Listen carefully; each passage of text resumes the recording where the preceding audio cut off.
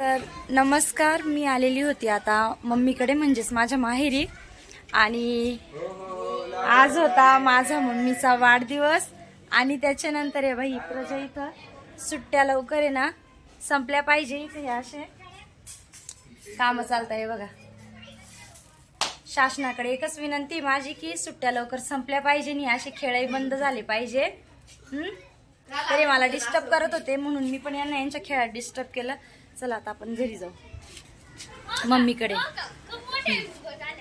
तर मी आले होते आता नाही का घरामध्ये आणि मम्मीकडे येऊन मला 5-6 दिवस झाले होते. आज होता मम्मीचा वाढदिवस आणि म्हटलं चला मम्मीला विश करू. Mummy happy birthday mummy. Riddhu तू आईला विश केलं? हा. कसं? हॅपी बर्थडे आई. हा ना. आज काय आहे? आईचा बर्थडे. मग आज काय करायचं आपल्याला? जायचंय. कुठे? कुठे जायचं नाहीये.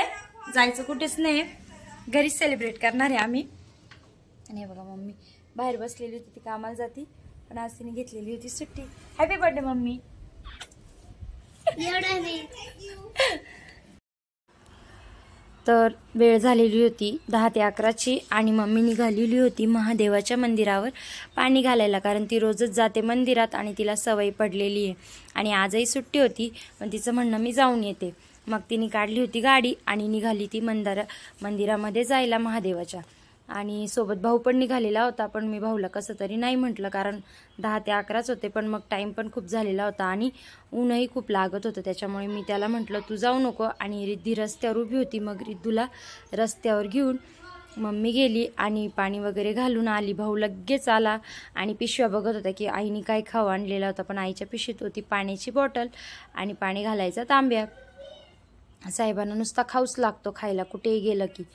मग मी निघालेली होती, दुपार झालेली होती आणि निघाली. म्हटलं आता थोडं सायंकाळसाठी केक आणि थोडं डेकोरेशनचं वगैरे सामान घेऊन येऊ. मग मी निघाली होती नाशिकला आणि नाशिकवरून आणायचं होतं मला थोडंफार सामान आणि केकही आणायचा होता. मग मी गेली बेकरीत आणि बेकरीत मी केला केक चूज मम्मीचा फेवरेट फ्लेवरचा आणि केक वगैरे घेऊन आणि आंबेही घेतलेले होते सायंकाळसाठी. म्हटलं चला आता रिक्षा वगैरे पकडली आणि निघाले मी घराकडे. काही नाही 10 ते 15 मिनटंच लागतं मम्मीच्या घराकडे जायला आणि रिक्षाही लगेच भेटता चालू. आणि म्हटलं चला सायंकाळी पण आपल्याला थोडं सेलिब्रेशन वगैरे चांगलं करू. आणि मग निघाली होती मी घराकडे. 5 ते 10 मिनटामध्ये मी पोचणारच होते घरी. आणि घरी आली मी, माझ्या हातात पिशव्या आणि केकचा डबा बघून भाऊच्या मनात तर गुदगुल्याच झाल्या. लगेच पळाला घरामध्ये की काय काय आणलंय मम्मीने बघायला. काहीच नाही, नुसतं खायचं आणि मज्जा करायची आईकडं आल्यानंतर. लगेच पिशव्या आणि बसलेली होती बहीण आणि बहिणीला दिले मी आंबे. तिने आणायला लावलेले होते मला आंबे. आणि मग त्याच्यानंतर मी आणलेलं होतं जे पॅकिंगचं सामान ते मी दीदीला दिलं. ही आहे दीदी माझ्या मोठ्या बहिणीची मुलगी. छान मदत करते ती मला प्रत्येक कामामध्ये. मग तिला म्हटलं दीदी मी आणि मम्मीनी जे गिफ्ट आणलेले होते तू ते रॅप करून दे आईला सायंकाळी गिफ्ट द्यायला. मग दीदी म्हटली हो. दीदीला कोणतंही काम सांगितलं की दीदी एकदम छान परफेक्ट आणि सांगितलं तसंच काम करते. मग दीदीने घेतले ते रॅप करायला. आणि नक्कीच तुम्हाला कळलं असेल की आम्ही मम्मीला काय गिफ्ट देतोय ते, कारण तिच्या शेजारी ठेवलेलंच आहे ते. तर चला म्हटलं सगळ्यांचा दिवस स्पेशल बनवणारी मम्मी, आज तिचाही थोडासा दिवस आपण स्पेशल बनवूया. तर मग तिला आम्ही घेतलेलं होतं गिफ्ट आणि सायंकाळीही करायचं होतं थोडंसं सेलिब्रेशन साधंच. पण मग ठीक आहे पोरं वगैरे असतात म्हणून मग करूया म्हटलं सेलिब्रेशन. पोरांना आवडता सेलिब्रेशन केलेलं. दीदी, यश, रिद्धू आणि भाऊ हे 4 जण होते. मोठी बहिणीला काही जमलं नाही त्याच्यामुळे ती आलेली नव्हती ह्या वेळेसच्या बड्डेला. मग सायंकाळची वेळ झालेली होती. दीदीला म्हटलं तू पॅकिंग वगैरे कर, मी आणि मम्मी स्वयंपाकाला लागतो. आई बसलेलीच होती. मग दीदीने मस्त सांगितलं तसं फ्लावर वगैरे लावून डेकोरेशन छान करून घेतलेलं होतं गिफ्टचं. आणि तिला म्हटलं गिफ्ट वगैरे डेकोरेशन करून झाले की तू घरी ये, मग आपण छानपैकी डेकोरेशन करू थोडंसं वॉलचं पण. आणि दीदीने सांगितल्याप्रमाणे दोन्ही गिफ्ट छान पद्धतीने रॅप करून आणि मला दिले होते. त्यामुळे मलाही खूप आनंद झालेला होता, कारण वेळही नव्हता. मी गावात गेल्यामुळे टाईमही झालेला होता मला आणि सगळेच कामं करायचे होते. म्हटलं दीदीला म्हटलं मग तू हे काम कर. दीदीने छानपैकी मला रॅप करून दिले गिफ्ट. मलाही खूप आनंद झाला. दीदीने छान असे गिफ्ट रॅप केले आणि तिला म्हटलं तुझं गिफ्ट वगैरे रॅप करून झालं की मग तू घराकडे ये, मग आपण छान फुगे वगैरे फुगवून आणि थोडंसं डेकोरेशन करू. आणि मी तोपर्यंत स्वयंपाक करत होती. मग दीदी रॅप वगैरे करून आली घराकडे पुन्हा. मग तिचं इथं रॅप करायचं काम चालूच होतं. फ्लॉवर वगैरे छान तिने असं डेकोरेशन करून मस्त गिफ्ट पॅक केलेले होते आणि मला इथे बघून आनंद झाला. म्हटलं नक्कीच गिफ्ट आवडो किंवा ना आवडो, पण रॅप केलेली गिफ्ट तिला बघून आनंद नक्की होईल आईला.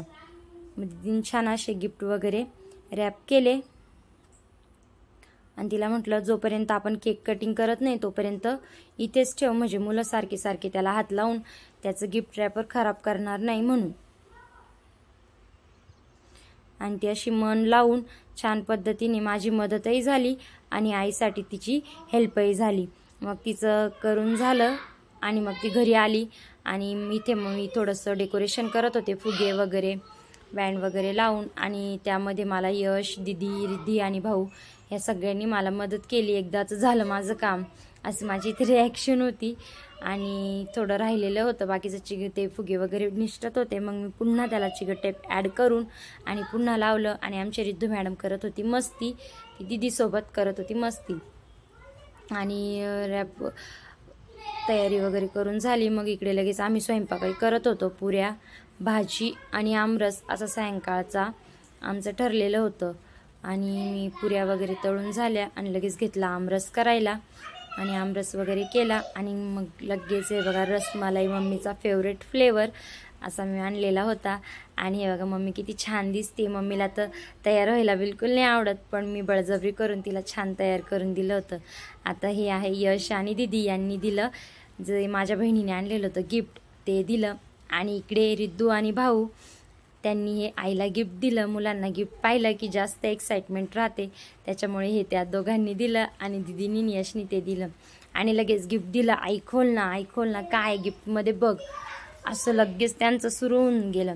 कारण लहान मुलांना गिफ्ट म्हटलं की एकदम एक्सायटेडचा भाग असतो. म्हटलं ठीक आहे चला उघडा आता. मग दीदीने इथे आईची मदत केली. आणि हे बघा हे असं आम्ही आईला आणलेलं तर गिफ्ट. ही होती बहिणीची चॉईस. आणि लगेच आता मावशीचं पण गिफ्ट उघड दीदी सांगत होती. आणि हे बघा ही होती माझी चॉईस. कशी वाटली चॉईस नक्की सांगा आणि कलर हे कसे कमेंटमध्ये नक्की कळवा. आणि लगेच आईला साड्या खूप आवडल्या होत्या, त्यामुळे आईने उघडून आणि त्या बघितल्या. आईला खूप आवडले कारण दोन्ही कलर मम्मीकडे नव्हते आणि छान होते. कापडही ती पहिले कापड चेक करत होती. आणि मग आम्हाला वाजले होते 11. आरती अक्कांनी करत होती जेवण. सगळं काम वगैरे आवरून आम्ही घेतलं जेवायला. पोरं झोपून गेलेले होते आणि मग आम्ही दोघी बहिणी गप्पा मारत जेवण करत होतो. नक्कीच व्हिडिओ आवडला तर सबस्क्राईब करा, कमेंट करा, लाईक करा आणि शेअर करायला विसरू